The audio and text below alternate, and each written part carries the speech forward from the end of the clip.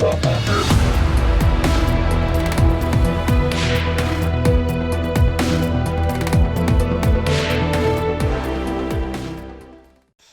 entretiens des patriotes, bonjour à tous. David à TPMP énorme. Avant de traiter cette information et beaucoup d'autres, je voulais remercier comme il se doit tous ceux qui me permettent de me consacrer essentiellement à la réinformation. Et aujourd'hui sont à l'honneur Rodogune, Domi Dumont, Michel Repost et Louis André.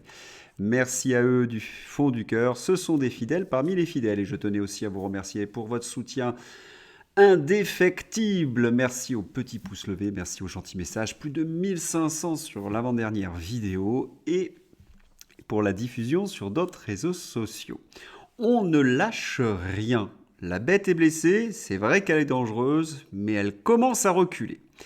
On va commencer par quelque chose qui nous a inondé de bonheur, la victoire de Djokovic. Alors, je reprends cette victoire, puisque j'en ai parlé hier, parce qu'il a saisi le micro d'une journaliste et il a entonné le titre des Beastie Boys « Vous devez vous battre pour vos droits ». Et tout le peuple américain reprend « Vous devez vous battre pour vos droits ». Un moment énorme, je vous mets ces 20 secondes dans ma description. Et c'est d'autant plus énorme que le sponsor officiel de l'US Open est Moderna. Oui, Moderna. Novax, no Covid, qui gagne dans l'antre du Big Pharma. Quel symbole, quel exemple, parce qu'il a refusé de mettre le genou à terre pour défendre ses droits fondamentaux. Et ça, certains ne l'ont pas du tout accepté parce qu'ils travaillent, on ne sait pas trop pour qui. Souvenons-nous, Daniel Riolo dénonce un scandale international autour de Djokovic et réclame que le numéro 1 mondial soit banni du monde du tennis. C'est un scandale international, Djokovic c'est un menteur, un falsificateur, il faut le bannir, il ne doit plus exister dans l'ATP Tour. Le seul falsificateur et menteur que je vois sur la vignette, c'est Daniel Riolo. Il propage d'authentiques bobards médiatiques. Pour qui travaille-t-il ? On en reparlera dans un instant. Mais il faut bien comprendre l'affaire Djokovic à Melbourne.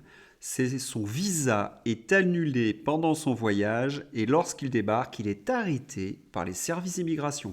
Pourquoi les autorités australiennes suppriment son visa? Essentiellement parce qu'il est un non-vacciné et qu'ils ne veulent pas que Novak Djokovic donne l'exemple. Surtout qu'il est en pleine forme, Novak Djokovic. Vous imaginez un non-vacciné remporter Melbourne en pleine pandémie? Ce n'était pas possible. Les autorités australiennes ont donc commis une grave erreur. Et pour justifier cette grave erreur, ils ont arrêté Novak Djokovic pour des faits fallacieux. Et il s'est trouvé devant un officier d'immigration qu'il a cuisiné de minuit à 6 heures du matin en essayant de lui faire perdre son sang-froid. Mais Novak Djokovic est un grand champion, il a né d'air d'acier, il est toujours resté convenable. C'est l'officier qui a craqué le premier, il lui a permis à 6 heures du matin d'aller se reposer pour pouvoir le réveiller quelques temps après. Vous connaissez ces méthodes, qui les utilise? C'est essentiellement, donc, je vous l'ai dit, pour faire exploser Novak Djokovic. Mais malgré la fatigue, il va tenir bon. Eh bien, ils vont lui permettre malgré tout de se reposer dans un endroit qui est réservé aux immigrés illégaux. Et vous vous doutez bien qu'il était en compagnie de gens qui n'étaient pas la fine fleur de l'humanité. Des conditions honteuses de détention, comme un délinquant, ce qui permet évidemment de faire quelques clichés. Il passe en comparution immédiate et là, le juge, devant le dossier, reconnaît que Novak Djokovic est entièrement dans son droit et que ce sont les autorités australiennes qui ont tort. On se souvient d'ailleurs de la phrase du juge Kelly, mais que voulez-vous que Novak Djokovic fasse de plus? C'est une énorme défaite pour les autorités australiennes. Mais elles peuvent faire appel. Et c'est ce qui va se passer quelques jours après. Le ministre de l'Intérieur va évoquer un trouble à l'ordre public. Regardons comment c'est relaté par exemple sur TF1. Djokovic expulsé pour risque sanitaire. Eh bien TF1, là encore, fait un énorme bobard. Il n'y avait pas du tout de risque sanitaire dans la décision de justice. C'était un fait du prince. Le ministre de l'Intérieur a un droit d'expulser un étranger s'il le désire, au nom du trouble à l'ordre public. Bien sûr, les avocats de Djokovic ont fait appel, mais voilà, la loi est la loi et Djokovic ne pouvait strictement rien faire. Le ministre de l'Intérieur a dû justifier malgré tout son trouble à l'ordre public. Ce n'était pas Djokovic qui allait provoquer des troubles à l'ordre public, mais les spectateurs qui allaient applaudir Djokovic en tant que non-vacciné, et il ne voulait pas de cela à Melbourne. Ce fut un drame national en Australie et une honte, parce que Djokovic, c'était un merveilleux sportif, vous le savez, mais il subventionnait, il parrainait une partie des écoles de Melbourne de tennis, et notamment de juniors. Une ingratitude qu'on n'imagine pas. Et c'est pour cette raison que l'année d'après, les autorités australiennes lui ont fait des excuses. Alors, on aimerait aussi que TF1 et Daniel Riolo présentent ces excuses à Djokovic. Tenez, je vais vous parler d'un champion du monde, non pas de tennis, non, de la Macronie. Oui, Carl Olive, j'en reparle un peu parce que là, quand je vous avais parlé d'idiot inutile, il nous aide bien en fin de compte, il est très utile, Carl Olive. Une Coupe du Monde de rugby, une finale de Ligue des Champions, les Jeux Olympiques sont des miroirs de l'image de la France à l'international. Seriez-vous favorable à l'interdiction de grève dans les transports les veilles et jours J de ces grands moments internationaux ? 85% non. Même les gens qui sont abonnés à Carl Olive n'ont pas voté pour sa consultation. Il s'est fait attraper à son propre piège. Encore une fois, humilié et ridicule. Quand je vous ai dit que c'était un champion de classe mondiale, je ne me trompais pas. Si vous avez un dîner mercredi, n'hésitez pas à l'inviter, il fera le régal de vos convives. On va passer maintenant au dossier David chez Hanouna. Alors, j'étais un petit peu inquiet parce que, comme certains l'ont annoncé, David allait tomber dans la fosse au lion. Alors, déjà, je suis absolument pas d'accord avec l'expression, c'est pas dans la fosse au lion, c'est dans la fosse aux hyènes. Le seul lion que j'ai vu, c'est David. Il a été particulièrement combatif. D'ailleurs, Nicolas Dupont-Aignan le félicite. Bravo à David pour son courage et sa pugnacité. Oui, Macron viole la démocratie. Oui, Macron méprise les Français. Oui, Macron foule aux pieds nos libertés. Et surtout, il a su expliquer son combat avec des termes simples, c'était très pédagogique, c'était clair, il a répété plusieurs fois des slogans, et le résultat, eh bien, c'est qu'on ne retient que ce qu'il a dit, et non pas les agressions des chroniqueurs d'Hanouna. Alors on va s'intéresser un petit peu à ces chroniqueurs parce qu'ils ont un pédigré fabuleux. La première, Géraldine Maillet. On la connaît bien puisque elle avait déjà agressé ceux qui voulaient se battre contre la réforme des retraites. Elle assume le fait d'être une macroniste. Et au hasard, elle est la compagne de ce Riolo qui voulait bannir à vie Djokovic. Alors quand on écoute ce type de chroniqueur, on sait qu'on n'a pas affaire à du showbiz, non, on a affaire à un commissaire politique qui représente le gouvernement et qui va donc nous délivrer les éléments de langage qu'on entend à longueur de journée par exemple dans la bouche d'horreur gerbée. Ainsi, elle répond à David qui explique que nous ne sommes plus en démocratie. Si, dit-elle, nous sommes en démocratie parce qu'Emmanuel Macron a été légitimement élu. Bon, je vous laisse un petit peu le temps de vous remettre de cette agression macroniste. Est-ce qu'on peut vraiment dire qu'Emmanuel Macron a été élu dans des circonstances démocratiques, alors qu'il possède l'ensemble des médias, alors qu'une grande partie des journalistes mentent pour couvrir justement les échecs de sa politique, et je laisse de côté l'instrumentalisation du Covid et de la guerre en Ukraine.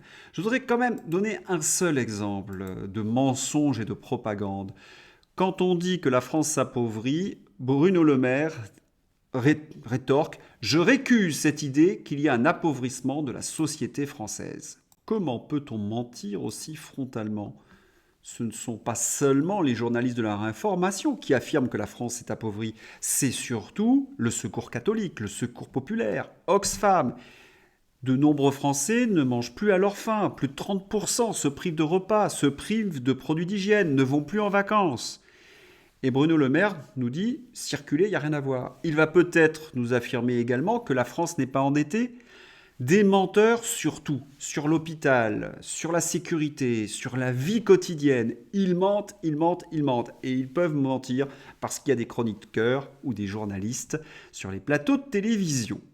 Alors, certains chroniqueurs, évidemment, n'ont pas beaucoup d'épaisseur. Je pense à Bernard Montiel, l'ami de Brigitte Macron.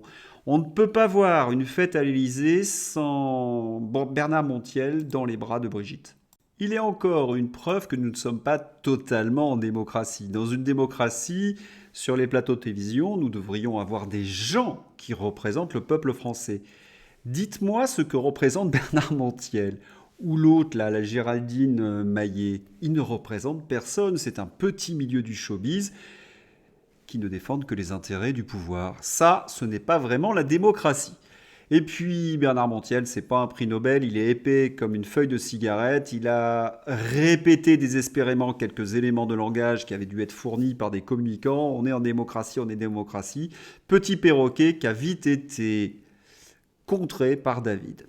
En même temps, à vaincre sans péril, on triomphe sans gloire. La véritable attaque a été portée par cette journaliste que j'avais aperçue sur les chaînes d'information, sur LCI et sur BFM. Pascale de la Tour du Pin, elle a essayé de porter les stockades. Et pour cela, elle utilise l'inversion accusatoire « David lui fait peur ». C'est tellement grotesque qu'on a envie de rire. Emmanuel Macron a réprimé durement les gilets jaunes. Emmanuel Macron a durement réprimé les manifestations contre la réforme des retraites. Emmanuel Macron est liberticide. Emmanuel Macron est en train de s'aborder notre diplomatie. Emmanuel Macron s'aborde notre État. Et c'est David, avec sa banderole destitution, qui lui fait peur. Elle a bien tenté le vieux coup de la diabolisation, mais David a parfaitement su lui répondre. Il n'est qu'un citoyen qui essaie de redonner de la dignité au peuple français. Et il a répété pendant son passage sur Hanouna cette phrase « Le peuple, c'est le boss et Macron, c'est l'employé ». Vraiment toute mon admiration pour David pour avoir rappelé cet article 68 de la Constitution et de rappeler donc aux Français que si un président ne fait pas l'affaire, eh bien, il peut être destitué. Qu'en effet, le peuple, c'est le patron et Macron n'est que l'employé et non pas l'inverse. Très juste. Quant à nos commissaires politiques, nos courtisans, ils avaient la mâchoire serrée, ils étaient haineux. Ah, en même temps, je les comprends, parce que le jour où on revient en démocratie, ils ne seront plus sur les plateaux de télévision. Et puis, il faudrait leur rappeler quelque chose. Après la défaite aux élections législatives, normalement, Emmanuel Macron ne pouvait pas gouverner à coup de 49-3. Il aurait dû dissoudre l'Assemblée nationale, redonner la parole au peuple. L'a-t-il fait ? Et puis, en France, il y a quelque chose de pourri, comme disait Shakespeare dans Hamlet. Ah, triste, triste, triste éducation nationale. Un professeur par classe, la promesse intenable de l'exécutif. Il faudrait reformuler le titre du Figaro. Emmanuel Macron ment encore une fois en promettant la Lune. Cela fait 20 ans que les rapports de l'éducation nationale expliquent que le métier d'enseignant devient de moins en moins attractif. Il y a de moins en moins d'étudiants qui présentent les concours. Souvent, il y a plus de postes que de candidats. Vous avez des professeurs chevronnés qui jettent l'éponge. Vous avez des jeunes professeurs au bout d'un an qui démissionnent. Quelles sont les raisons ? Il y a évidemment les salaires, mais il y a surtout les conditions de travail. L'école inclusive, c'est une véritable horreur. Blanquer l'avait reconnu. Il avait mis en place des séminaires pour que les professeurs apprennent à être résilients. Résilients, eh bien, à prendre des coups en se taisant. Vous comprenez dans ces conditions que de nombreux collègues ont préféré démissionner. Ce serait peut-être un sujet pour cette Géraldine Maillet et cette Pascale de la Tour du Pin, les deux groupies d'Emmanuel Macron. Et puis, il y a évidemment le phénomène de la justice. Mais que fait donc le syndicat de la magistrature à la fête de l'UMA ? Eh bien, il participe à des débats sur la justice avec des membres de la NUPES. Le deuxième jour, on entre dans le dur avec une table ronde sur les contrôles d'identité et les violences policières. Ah, la justice qui déteste la police. Quel cliché éculé. Et ce débat consacré à un thème brûlant. Comment le mouvement social peut faire face aux violences policières, à une répression accrue et aux dissolutions. Remarquez qu'il ne tape jamais sur Emmanuel Macron. Il parle de violence policière, comme si la violence policière n'était pas due à Macron. Quant au troisième débat, il se penchera sur la question sécuritaire ou l'ordre qui déborde. Il n'est pas étonnant de trouver ce genre de débat chez Fabien Roussel. Vous savez, Fabien Roussel, c'est le communiste compatible avec Emmanuel Macron. Il était de la frange Robert Hue qui avait appelé à voter Emmanuel Macron. Vous imaginez le degré de traîtrise pour un communiste d'être proche du pouvoir macroniste ? Alors on va regarder dans les faits ce que proposent ces magistrats lorsqu'ils rendent la justice. Angers, un homme mis en examen pour viol sur mineur de moins de 15 ans, remis en liberté. L'idée est de vous insérer et non pas que vous entriez dans une spirale descendante, a déclaré le juge. Ah, il a été à bonne école de Soros, celui-là. Et il ne se passe pas un seul jour sans que je lise ce type de verdict. Comment voulez-vous que les Français ne soient pas en colère contre leur justice et contre leur politique ? Il n'y a que le showbiz sur les plateaux de télévision qui trouve Emmanuel Macron admirable. Et lorsque la justice n'est pas clémente envers les délinquants, elle agresse, ni plus ni moins, avec évidemment les forces de répression, ceux qui manifestent contre la politique laxiste de la justice. Pour une banderole qui rappelle juste de simples faits, des militants d'Argos sont en garde à vue depuis 48 heures. Ils manifestaient pacifiquement. Soutien à eux face à cette répression ignoble. Les Françaises se font agresser, ceux qui s'en offusquent sont enfermés. Oh, ce n'est pas seulement le délire total, c'est bien la preuve que nous ne sommes plus vraiment en démocratie. Et que dire lorsque David est interpellé par l'armée de l'air alors qu'il est dans son droit, lorsqu'il balade sa banderole sur les plages françaises. On va passer maintenant à la page internationale. Nouvelle victoire pour la Russie. Guerre en Ukraine. Moscou revendique la victoire politique de Poutine dans les territoires occupés. Le parti du président russe a obtenu plus de 70% des suffrages selon la commission électorale russe. C'est véritablement ce type de nouvelles qui fait enrager les atlantistes. Il suffit de se rendre sur LCU et c'est un tonnerre de n'importe quoi. Je vous épargne les commentaires des journalistes donc de LCU. Mais ce qui fait enrager encore plus les atlantistes, ce sont les articles défaitistes de leur propre presse. Tribune cinglante de l'ex-colonel britannique Richard Kemp dans le Télégraphe. La contre-offensive ukrainienne cale. Il n'est plus question de savoir si l'alliance atlantiste va faiblir, mais quand elle le fera, les atlantistes doivent se préparer pour l'humiliation. Vous avez compris, l'Ukraine est dans une très mauvaise séquence de communication après le triomphe de Vladimir Poutine au G20 et la réussite des élections qui sont tenues donc dans le Donbass. Que font-ils lorsqu'ils ont une mauvaise communication ? Allez, je vous le donne dans le mille, ils organisent une opération commando qui ne sert pas à grand-chose, mais qui permet de détourner le regard des Occidentaux. La prise de contrôle temporaire par les forces ukrainiennes de 4 plateformes au large de la Crimée affole LCI. Ces positions qui permettent de lancer des raids sur la Crimée sont intenables dans la durée car surveillées et visées par les Russes. C'est qu'une action de com, nous dit Hervé Carès, tant pis pour les pertes. En même temps, cela permet à quelques commentateurs d'exister sur les plateaux d'information des chaînes en continu. Allez, on va terminer par ce personnage, Édouard Philippe, qui veut absolument se présenter en 2027 et son seul argument, ce sont ses poils. Il recommence à nous parler de ses poils. On croyait qu'il avait renoncé, eh bien non. N'ayant rien d'autre à proposer aux Français que Macron Empire, les retraites, etc., Édouard Philippe semble résolu à nous émouvoir sur son système pileux pendant 4 ans de campagne. Vous imaginez la tête du Français qui va voter parce qu'Édouard Philippe a des problèmes de poils ? Allez, je vous laisse sur cette interrogation. Je vous souhaite une excellente journée et je vous dis à demain. Au revoir.